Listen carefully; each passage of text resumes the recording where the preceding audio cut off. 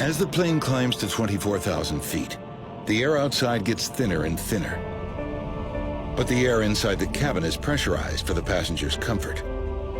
The difference in air pressure between the cabin on one side of the bulkhead and the unpressurized tail on the other stretches the bulkhead and its faulty repair to the breaking point.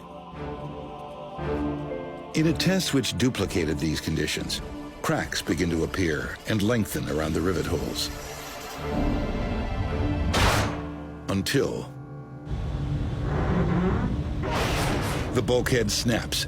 In an instant, pressurized air from the cabin blows a 30-square-foot hole, bringing down the ceiling around the rear toilets. The highly pressurized air blasts its way into the tail fin of the aircraft and simply breaks it off.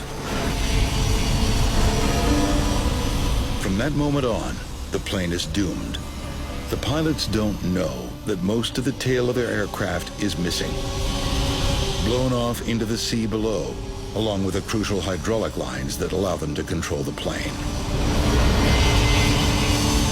It all finally makes sense.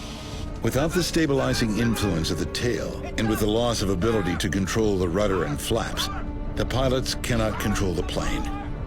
The giant aircraft now oscillates in a terrifying motion called the phugoid cycle.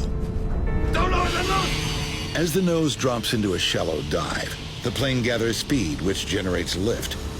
The nose rises again, and the plane begins to climb until it loses speed, tips over, and begins to fall again. The whole cycle repeats itself over and over again. Flight 123 is now plunging up and down in terrifying dives, sometimes several hundred feet at a time. It really could be considered a miracle that the pilots were able to keep the airplane flying for 30 minutes or more after having lost all the hydraulics in their flight controls. But it kept circling and eventually worked its way into the mountains, and it became impossible for them to land. There was no real alternative for them at all, except to fly as long as they could and hope for some miracle, which never occurred. Lower the nose.